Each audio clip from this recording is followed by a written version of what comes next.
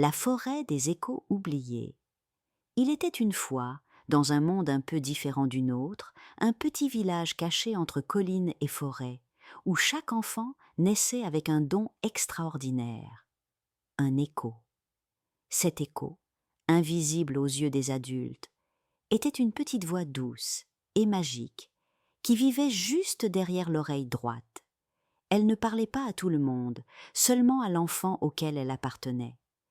Elle murmurait des conseils, consolait lors des chagrins, ou rappelait ce qui comptait vraiment. Certains disaient que c'était la voix de la conscience, d'autres celle du cœur. Pour Olia, une fillette de 9 ans aux cheveux couleur sable et aux yeux couleur pluie, son écho s'appelait Lune. C'était une voix rieuse et tranquille, toujours là pour l'aider à choisir, à comprendre, à rêver. Mais un matin, alors que les oiseaux chantaient doucement derrière les rideaux en dentelle, Olia s'éveilla avec une drôle de sensation.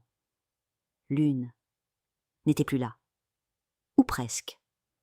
Sa voix semblait étouffée, comme enfermée dans un coquillage trop petit. Olia fronça les sourcils, tendit l'oreille. Rien. Un murmure à peine perceptible. Elle attendit. 1 jour, 2 jours, 1 semaine. Et Lune ne revint pas. Inquiète, Olia en parla à sa mère.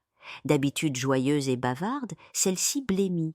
« Ma chérie, il ne faut jamais perdre son écho. Sans lui, on oublie qui on est. On devient une coquille vide. »« Mais je veux le retrouver. Comment je fais ?» demanda Olia, les larmes aux cils. Sa mère baissa les yeux, puis murmura presque sans bruit. « La forêt des échos oubliés. » Le nom résonna dans l'air, comme une chanson ancienne. La forêt était un endroit interdit, mystérieux.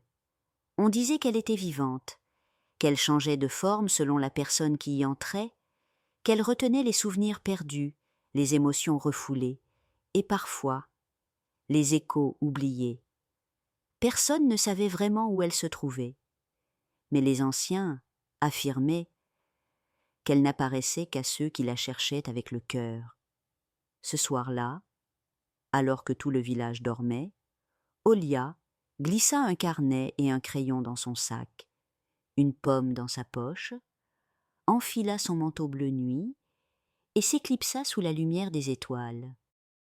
Guidée par une intuition étrange, Olia marcha jusqu'aux limites du village, là où les champs devenaient des collines et les collines des arbres. Et puis, elle la vit, une clairière qu'elle n'avait jamais remarquée auparavant. Des arbres immenses en formèrent le cercle.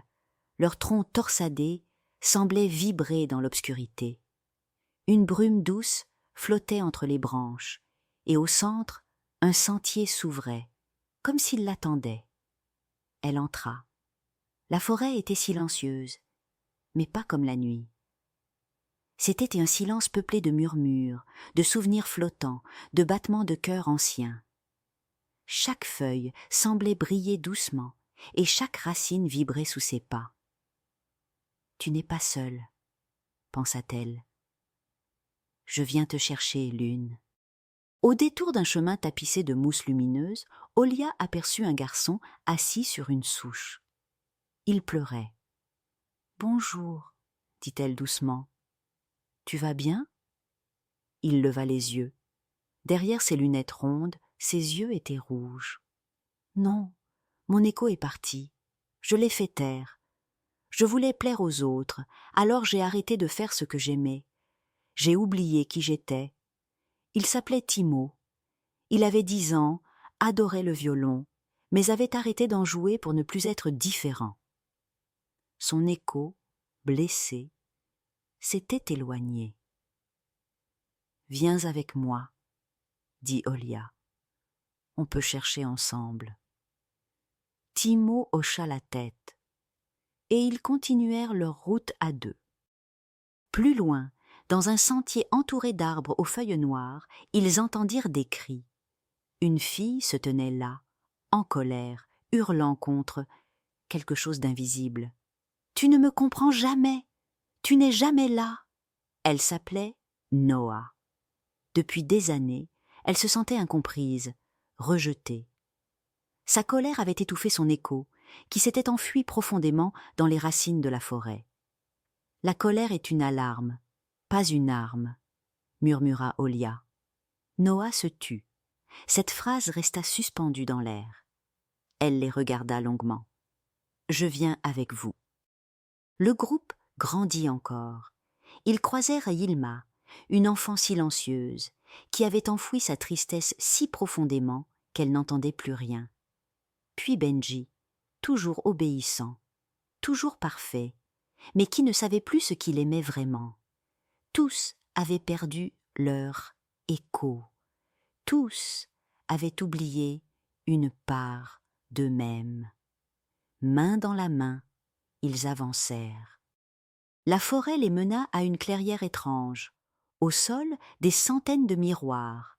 Chaque enfant y voyait des versions différentes de lui-même, courageux, peureux, rieur, en colère, doux, fort, vulnérable.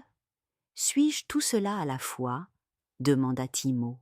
« Oui, » répondit Olia. « Et c'est ce qui te rend unique. » Un miroir montra à Olia une version d'elle qui n'avait jamais cessé d'écouter Lune. Elle sourit. Ce reflet n'était pas un regret, mais une possibilité. Ils atteignirent ensuite une rivière aux eaux translucides. En se penchant, chacun vit des souvenirs oubliés. Olia revit le jour où elle s'était moquée d'un camarade pour ne pas être moquée elle-même. Elle avait eu honte. Et Lune s'était faite plus discrète. « Mais ce souvenir ne te définit pas, dit Yilma. Il t'a juste appris quelque chose. » Ils restèrent longtemps à regarder, à pleurer parfois, mais aussi à sourire. Dans une grande plaine, des milliers de voix flottaient dans l'air. « Sois gentil, sois discret, ne pleure pas, sois parfaite, fais plaisir à tout le monde. » Toutes les injonctions du monde semblaient vibrer autour d'eux.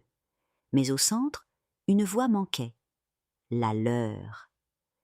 « Il faut apprendre à faire taire les autres voix pour entendre la nôtre, » murmura Noah. Et dans le silence, un battement se fit entendre. Au bout du chemin se dressait l'arbre-cœur. Immense, millénaire, il brillait doucement.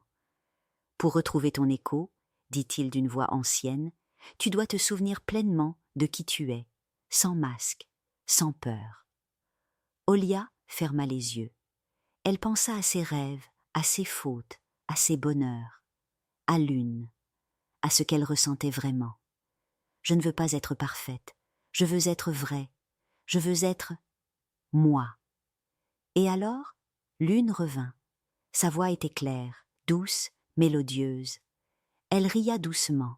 « Tu m'as cherché, même dans le doute.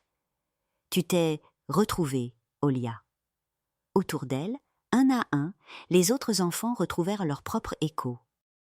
Quand ils quittèrent la forêt, le soleil se levait. Ils n'étaient pas plus grands, pas plus forts, mais ils étaient entiers. Ils avaient appris à écouter. Et dans le village, ce jour-là, quelque chose changea. Les adultes commencèrent à tendre l'oreille derrière leur oreille droite. Certains entendirent un murmure, un souffle, un écho oublié. Écoute, il faut du courage pour être soi-même. Mais c'est en écoutant sa propre voix que l'on devient vraiment libre. Et toi, l'entends-tu ton écho ? Ferme les yeux.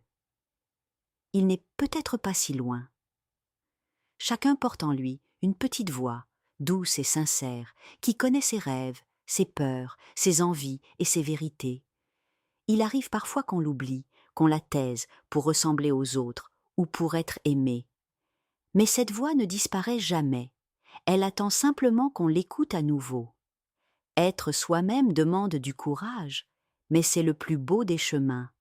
Car ce n'est pas en imitant les autres qu'on devient unique, c'est en acceptant toutes les couleurs de son cœur. Bonne nuit mes petits rêveurs.